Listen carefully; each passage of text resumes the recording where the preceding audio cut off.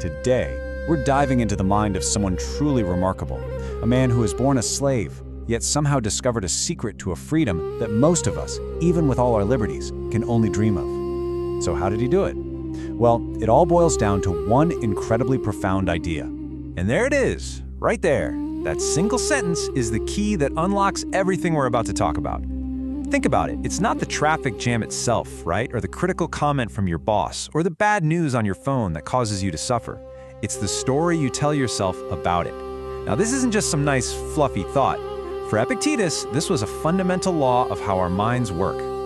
So who was this guy who could make such an unbelievably bold claim? I mean, his life circumstances were about as bad as they could possibly get, which honestly makes his discovery all the more powerful. Just let that sink in for a second. The contrast is just staggering. His body could literally be owned by someone else, it could be broken, it was completely unfree. He was property. But his mind? Oh, his mind was an absolute fortress. No one could get in, no one could touch it, and that's where he found his real power. Okay, so let's be super clear about something. What we're talking about here is not positive thinking or, just trying to look on the bright side of things. No. This is a rigorous, practical, mental discipline. It's an exercise in understanding one simple, but let's be honest, brutally difficult principle. And that brings us right to the core of his entire philosophy. Epictetus basically argued that all of human happiness and all of human misery, it all comes down to understanding one single critical dividing line. It's called the dichotomy of control. This is the master practice of Stoicism. If you get this right, pretty much everything else just falls into place. But if you fail to understand it, you are pretty much doomed to a life of frustration and anxiety. So let's look at this, because this slide really breaks it down. On one side, you have everything you probably waste tons of energy on. What other people think of you, your reputation, whether the economy goes up or down, things that have already happened in the past. These things are not yours to command. But that other side, that is your kingdom, your judgment, your reactions, your choices, your interpretations. In that domain, and only in that domain, you are the absolute ruler.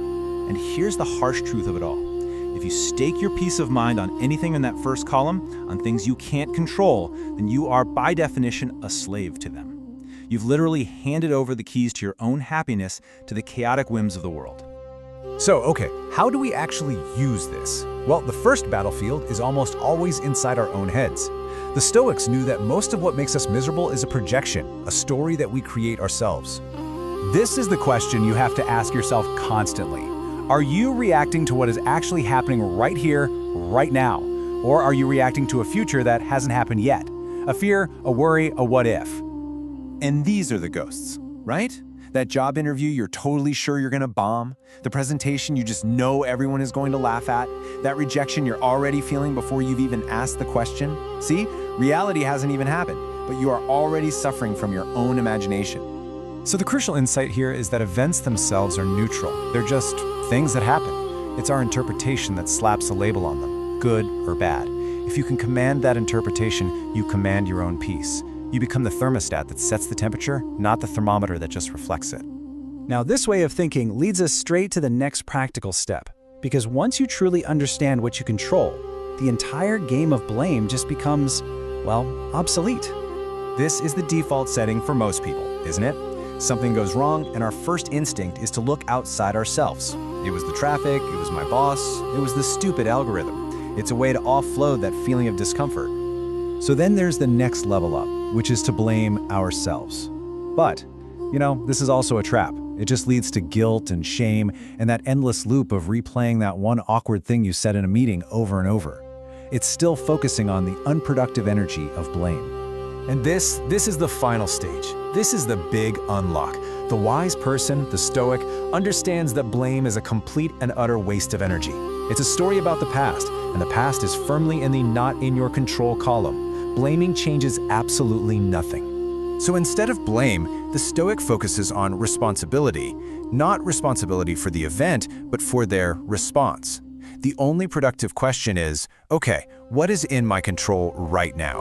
What can I do? That's it. That's the whole game. So how do you actually build this mindset? You start to see every little irritation, every insult, every inconvenience, not as an obstacle, but as a sparring partner. It's a chance to practice. It's a rep in the mental gym. A chance to draw that line of control and choose a virtuous response. And let's be super clear on this. This is not about becoming a robot who feels nothing. It's about building mental armor.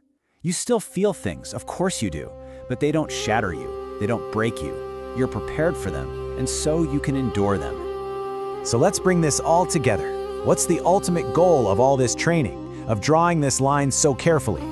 It's about achieving a state of genuine, internal freedom, the kind no one can ever take away. And this brings us to the final, really shocking paradox. Epictetus's body was in chains, but his mind was completely free. Today, with all of our incredible physical freedom, you could argue that many of us are more enslaved than he ever was.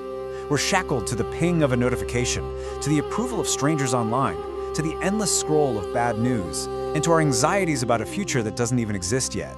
And ultimately, it all comes down to this one single, non-negotiable choice. And no one else can make it for you. You either do the hard, consistent work of mastering your inner world, your judgments, your reactions, your interpretations, or you will be forever controlled by the outer world.